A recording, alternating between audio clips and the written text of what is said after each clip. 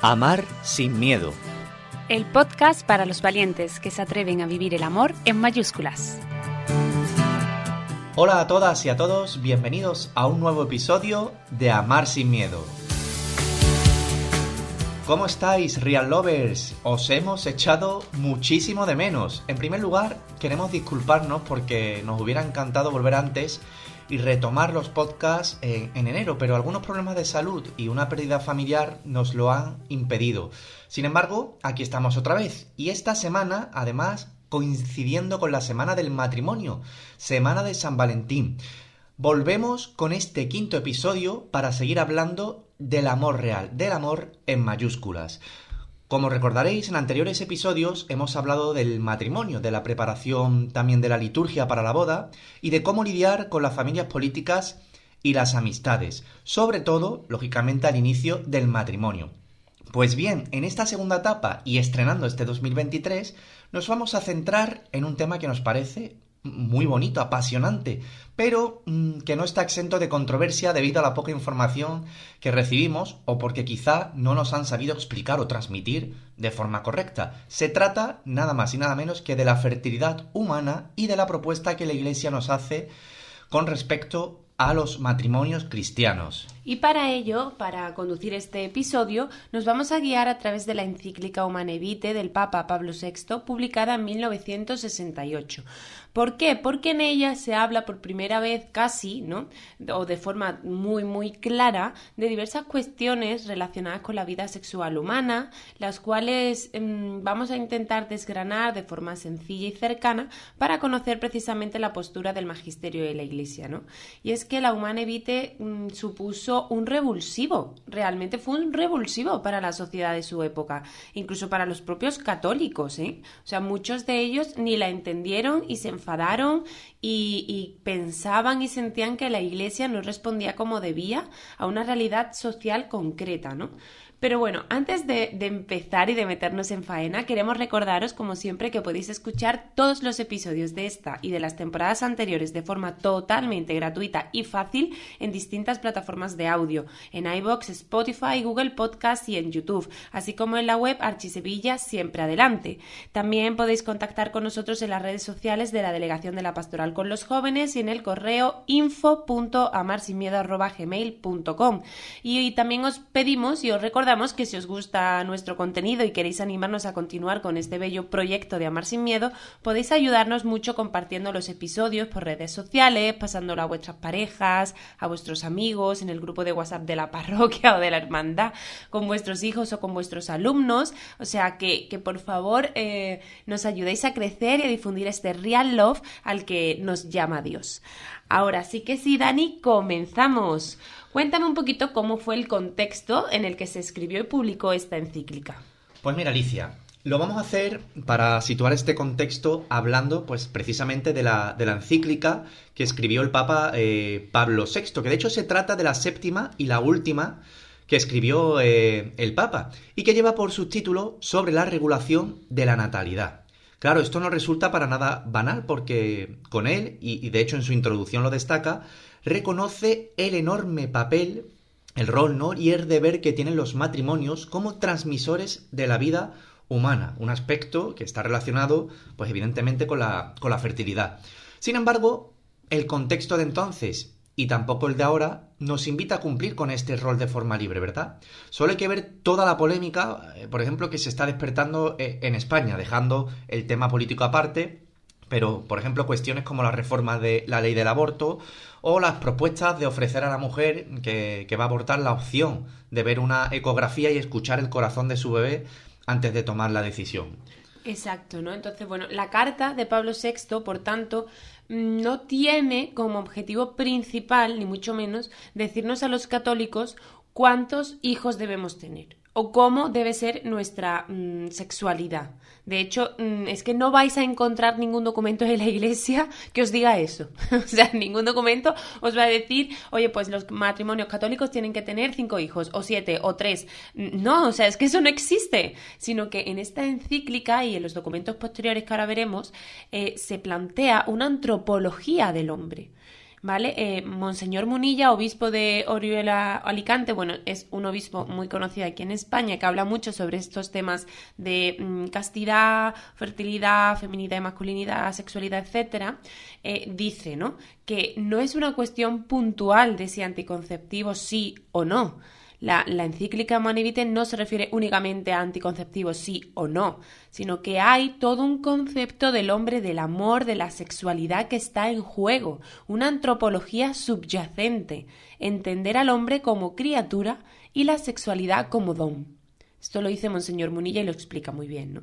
Entonces, esta Humanae Vitae es la respuesta del Papa a un discernimiento de la Iglesia que fue largo, que fue meditado. De hecho, se había creado previamente una comisión para investigar y estudiar este asunto como 5 años antes, ¿no? Entonces, Pablo VI, en el 68, publica esta encíclica que ofrece una serie de aclaraciones sobre el asunto.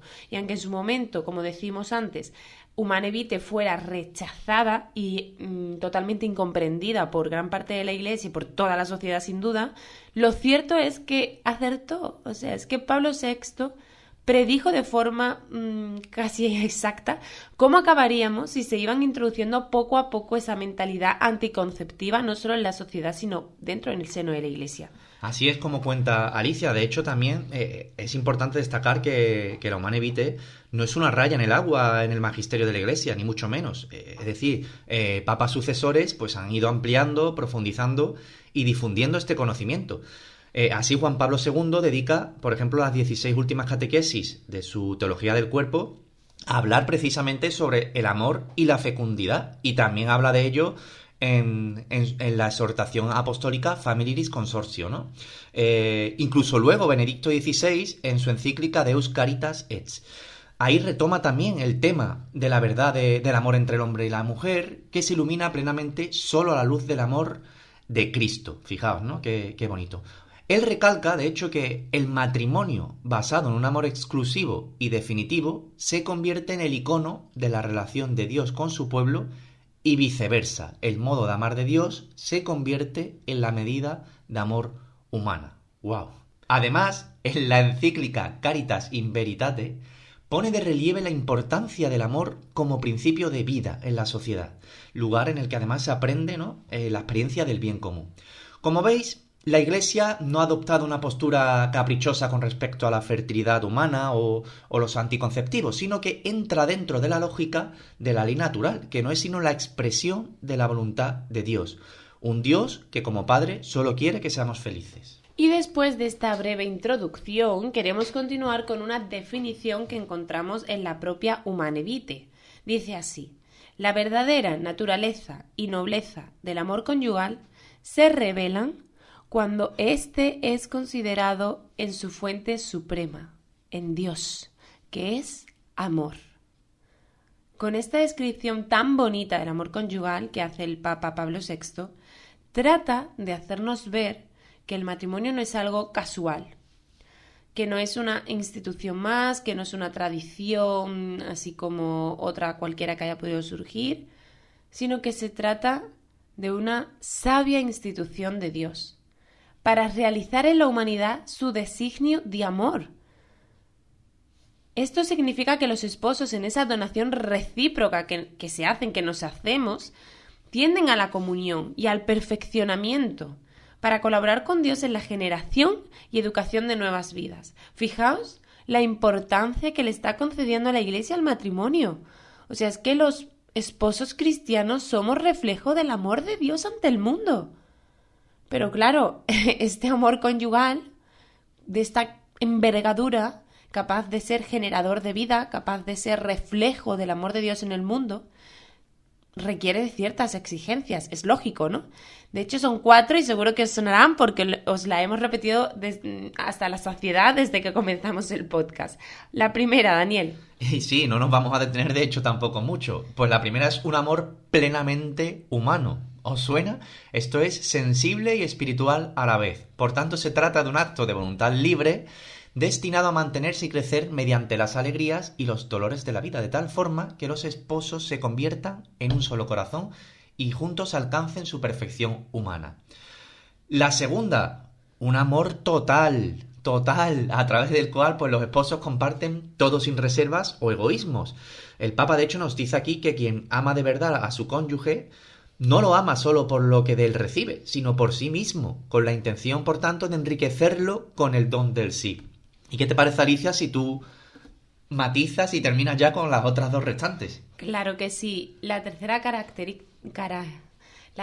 exigencia de este amor es que debe ser fiel y exclusivo hasta la muerte. Así lo dice el Papa en su encíclica.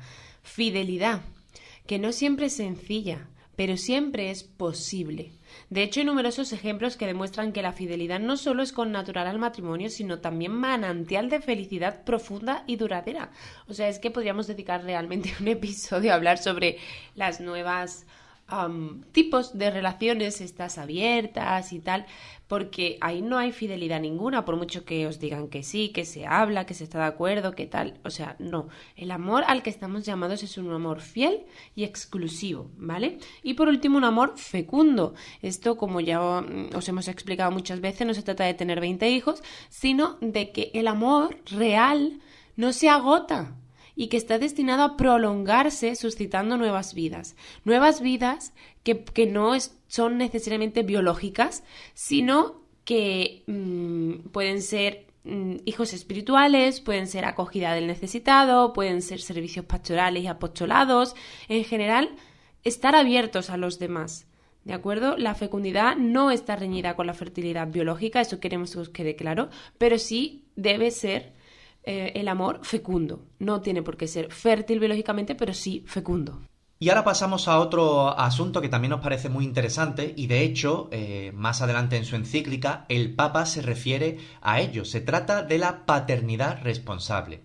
Tenemos que tener en cuenta que la paternidad responsable forma parte del magisterio de la Iglesia y la Humanae Vitae deja bien claro que, aunque la procreación es uno de los fines del matrimonio, también es verdad que debe darse de forma regulada y bien meditada a la luz de la fe y de la propia situación personal. Así que a los esposos se nos exige precisamente una conciencia de nuestra misión de paternidad y de maternidad. Se nos pide en esta encíclica que nos formemos en relación con los procesos biológicos del cuerpo humano, es decir, conocer sus significados y, por supuesto, respetar sus funciones. Y sobre todo, el Papa aclara qué es exactamente esta paternidad responsable para los cristianos. Y no se trata de otra cosa de que cada matrimonio realice un discernimiento honesto, en conciencia, sincero, que tenga en cuenta, y cito textualmente, sus condiciones físicas, económicas, psicológicas y sociales para decidir si es momento de acoger una nueva vida o formar una familia numerosa, o bien, y vuelvo a citar textualmente, para evitar un nuevo nacimiento durante algún tiempo o por tiempo indefinido. O sea, es que hay que tener muy claro que el Papa nos invita a ser honestos ante Dios, honestos ante nuestro cónyuge y ante el papel y el rol que tenemos como matrimonios en la sociedad.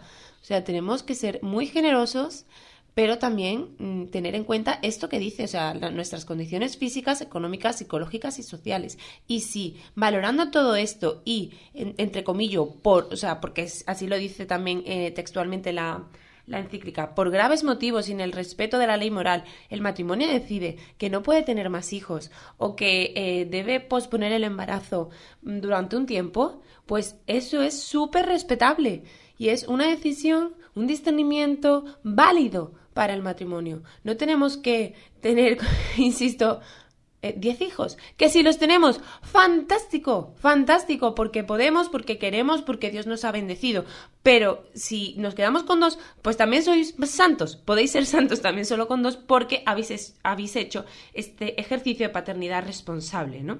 ¿Y cómo podemos ejercer esta paternidad responsable los esposos cristianos? Porque sin duda, o sea, no es fácil, ¿no? Pues como decíamos antes, Alicia, conociendo los significados del acto conyugal y de la sexualidad en el matrimonio. Creo que hemos comentado ya en episodios anteriores, y si no, pues lo hacemos ahora, que el abrazo conyugal, como lo llamaba Juan Pablo II, es decir, las relaciones sexuales, tienen 2 significados. Uno es el unitivo y otro el procreativo. Los 2 son esenciales para que se dé el acto conyugal. De hecho, la Iglesia es clara, ¿no? Cualquier acto conyugal debe quedar abierto a la transmisión de la vida. Cierro comillas. Pero esto no significa que cada acto sexual deba estar orientado a tener un hijo. Es decir, que si el único fin fuera concebir un hijo, este acto también quedaría vacío de contenido, porque estarías usando a la otra persona como un medio para lograr un fin, y no como fin en sí mismo. Entonces, para poder ejercer la paternidad responsable en conciencia, la Iglesia recomienda los métodos naturales de reconocimiento de la fertilidad. Y aceptar estos métodos exige, por un lado, dominio propio y también mucho diálogo entre los esposos. Implica esperar el momento justo y no actuar de forma mecánica, ¿no? Esto hace que las parejas se conozcan y sepan valorar el momento, concediéndole una perspectiva orientada a la trascendencia. Entonces, no me quiero enrollar mucho porque este tema vamos a hablar largo y tendido en el próximo episodio, así que no vamos a detenernos ahora en cuáles son los métodos más recomendables, su fiabilidad, cómo usarlos y todo esto, sino que vamos a continuar poquito a poco desgranando brevemente la encíclica Humanae Vitae, que es el objetivo de este episodio, ¿no? Al fin y al cabo, lo que queremos con este sexto episodio es argumentar y fundamentar la postura de la Iglesia en relación a la fertilidad humana. Así que hemos visto un poco qué es la paternidad responsable y ahora queremos responder a otra pregunta que también se hace el Papa Pablo VI, que es lo contrario a esta paternidad responsable. Y lo contrario, pues es el uso de anticonceptivos, ¿no? Todos ellos, es decir, desde la vasectomía, la ligadura de trompa, la utilización de píldora, los DIUs, preservativos, incluso la marcha atrás, que sí, que de por sí no es un anticonceptivo, pero el uso que le damos lleva implícito ese fin anticonceptivo, ¿no? Todo lo que ponga una barrera a la vida. Efectivamente. De hecho, la encíclica aquí ofrece razones sobre su inmoralidad y predice ya, fijaos, en los años 60 lo que sucedería, y de hecho sucede al volverse una práctica común en la sociedad. Pues, por ejemplo, aumento de infidelidad en el matrimonio e incremento de divorcios, el decremento de principios y valores morales en la juventud, y usar la sexualidad separado del don de la vida, viendo al otro como un objeto de placer.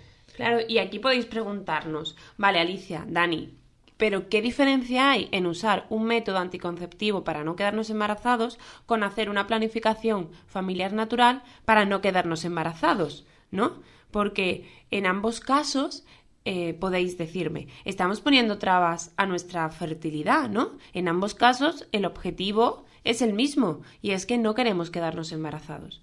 Pero no es lo mismo, el fin no justifica los medios, es decir, en ambos casos existe una diferencia esencial y leo textualmente el punto 16, párrafo 3 de la encíclica. En el primero de los casos, en el que se refiere la encíclica, que es el uso de métodos naturales, los cónyuges se sirven legítimamente de una disposición natural, mientras que en el segundo impiden el desarrollo de los procesos naturales. Es verdad que tanto en uno como en otro caso, los cónyuges están de acuerdo en la voluntad positiva de evitar la prole por razones plausibles, buscando la seguridad de que no se seguirá. Pero es igualmente verdad que solamente en el caso del uso de la planificación familiar natural, los cónyuges renuncian conscientemente al uso del matrimonio en los periodos fecundos cuando por justos motivos la procreación no es deseable. Es decir, Dios nos ha diseñado bien, Dios nos ha creado genial y nos está enseñando a través de la planificación familiar natural y estos métodos de reconocimiento de la fertilidad de forma natural, nos está ayudando a vivir nuestra sexualidad plenamente. Entonces, que tú te valgas de algo natural, diseñado por Dios, que es bueno, para decidir en conciencia si es mejor buscar un embarazo o posponerlo, no es lo mismo que tú, haciéndote Dios, haciéndote dueño de la vida, pongas una barrera a tu fertilidad y a tu capacidad generadora de vida. Está claro que cuando estos métodos naturales se practican con la motivación adecuada, resulta de ayuda para el amor esponsal y no un impedimento como la anticoncepción. Es cierto que si una pareja de un matrimonio católico usa los métodos naturales con una mentalidad anticonceptiva, Claro que también tienen el mismo fin o las mismas consecuencias negativas que los anticonceptivos artificiales. O si tú me dices que como matrimonio católico usáis el Creighton o el Billing, que ya hablaremos de ellos, porque os preocupa el medio ambiente, pues ese no es un motivo que esté de acuerdo a la ley moral, porque entonces no estás haciendo ese discernimiento de paternidad responsable del que hablábamos antes, no estás teniendo en cuenta toda esa trascendencia que tu rol como matrimonio en la sociedad representa, ¿no? Hay que vivir estos métodos con motivación adecuada, porque su belleza reconoce que nuestros cuerpos están hechos de acuerdo con la sabiduría del designio divino, ¿no? O sea, conocer esto es entender que Dios ordenó perfectamente al hombre y a la mujer para dar vida en dos sentidos. El primero es para que el amor matrimonial esté vivo, crezca, madure y dé frutos. Y en segundo lugar, para que cuando Dios lo quiera y los esposos confíen en Él, sean co-creadores con Dios. Los métodos naturales nunca son un impedimento para ser co-creadores con Dios. Los anticonceptivos artificiales sí que lo son. Son una barrera al amor y son una barrera a la voluntad de Dios.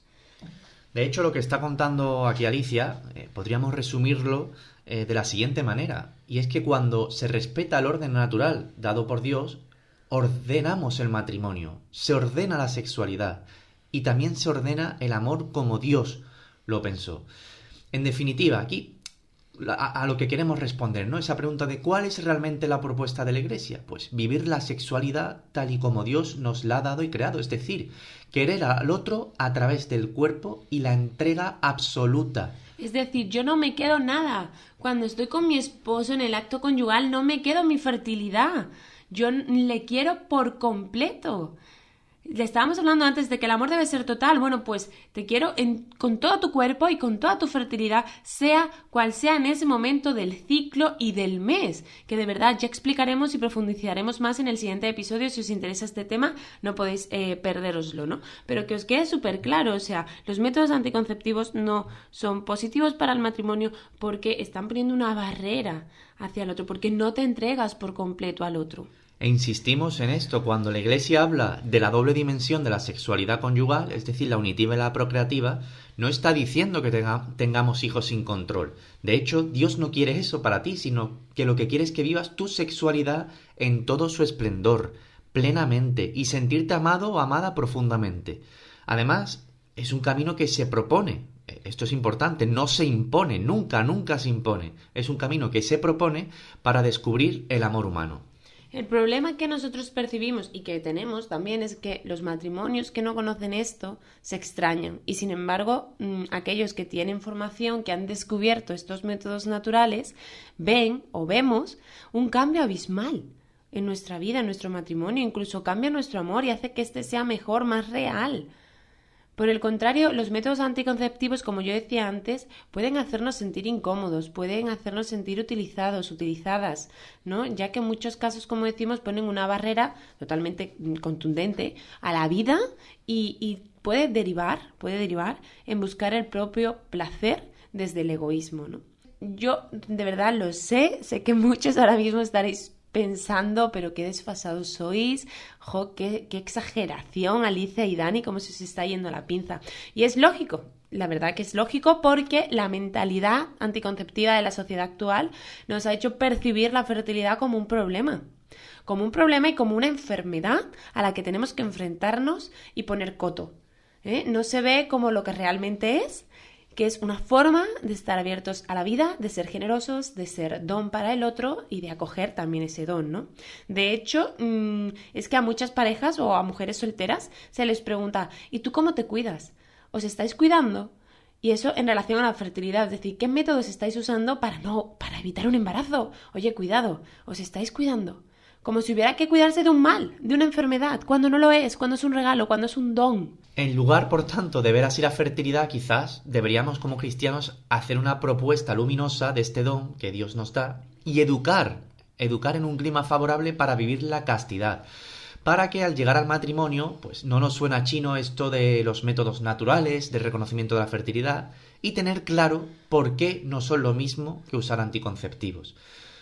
Por tanto, y como hemos dicho antes, vamos a dedicar un episodio completo a este tema, no os preocupéis, paciencia, donde vamos a profundizar mucho más. Pero no queremos seguir explayándonos, no queremos alargarnos, así que solamente nos gustaría despedirnos con una cita del final de la encíclica Humane Vitae, y que es una llamada muy bonita a los esposos cristianos. Y dice así: los esposos deben recordar que su vocación cristiana se ha especificado y fortalecido con el sacramento del matrimonio.